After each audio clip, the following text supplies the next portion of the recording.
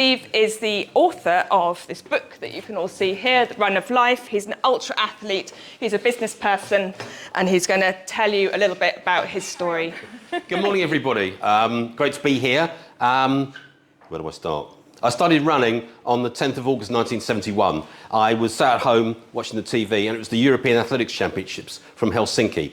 And I watched mesmerised as Dave Bedford of Great Britain led for the first 24 of the 25 laps of that 10,000 metre race. But in the last lap, he was overtaken by Juha Väitänen of Finland and Jürgen Haase of East Germany. I'm sure you all remember that from 1971. And the Finn prevailed in front of his home crowd, running the last lap in 53 seconds, just by a yard over the East German. It was the most fantastic thing I had ever seen. It was the most compelling thing I'd ever seen. And I'd watched the Brazilian team of Pelé and Jairzinho and Rivellino win the World Cup the year before when I was a football nut. But I became an athletics nut in those 53 seconds. It was just fantastic. I sat there, stunned, sitting on my sofa at home, thinking, what do I do? What do I do with this? And I went outside and I ran up and down the hill outside the house where we lived, because it was the only thing I could think to do that would take me nearer to those amazing athletes I'd just seen. I wanted to be part of their world of endurance, of endeavour, of pain, yes, of suffering. YouTube that race if you want to, Helsinki, 10,000 metres, 1971. It's an amazing thing. And so I started running at that moment.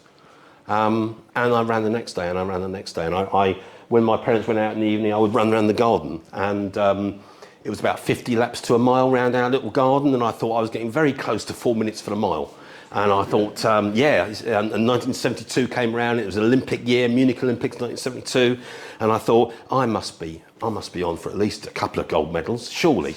800 metres, 1500 metres, because I was running around the garden. I thought, yeah, I'm down near 4 minutes for a mile.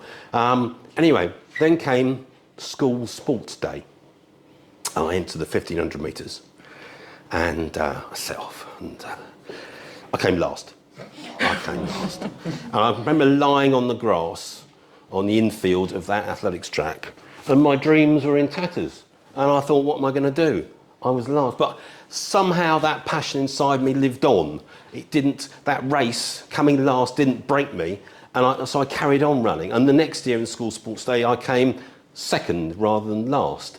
Still not really world class, I think you'll agree, but a step nearer. And I carried on running. I went to university, I joined the university cross-country club. I came last in those races too.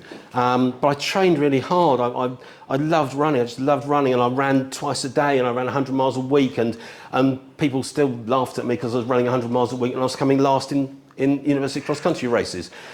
But even that ridicule didn't kill the ambition and the passion inside me for running. It's amazing what running 100 miles a week will do for you. It will get you fairly fit. So I went on and I started to move up the field.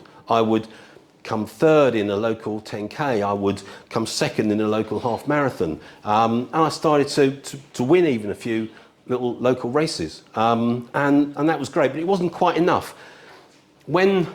Fast forward a few years, when my wife and I went around the world in 1991-92, we had a lot of time to think, and I wanted to take my running to a new level. I tried half marathons and marathons, and yeah, I could come second or third maybe. I tried race walking, and I was quite good at that. I tried the decathlon, but Daley Thompson, bastard, was a bit more talented than I was, so that didn't work out either. And while we were going around the world, I thought, ultra running really is the only place I'm going to really succeed. So I thought, right, what would success look like? What could I do?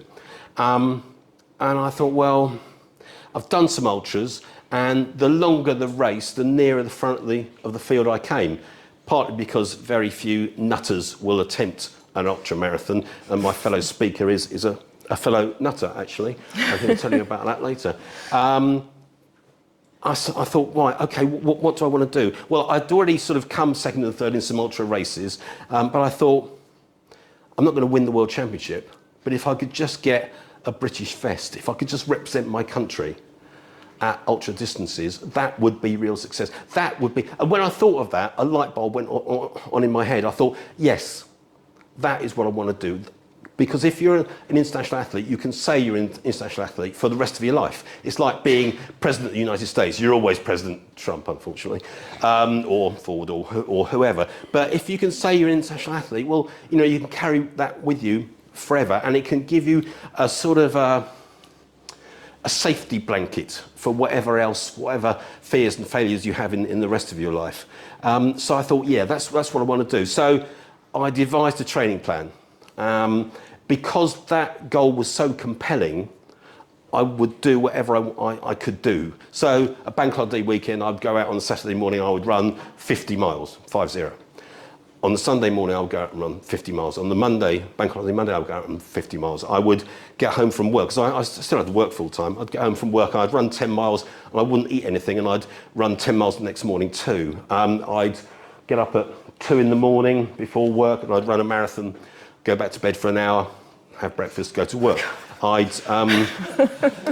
not telling you these things to say, oh, you're so wonderful, Steve. Well, look at you, what a fantastic athlete you are, was. I'm telling you these things because that goal was so right and so compelling for me. There was never any question on that Saturday morning, on the Sunday morning, on the Monday morning that I would get up and run the 50 miles. I knew I would do it. I didn't relish it. I didn't lie there thinking, oh yeah, bring it on.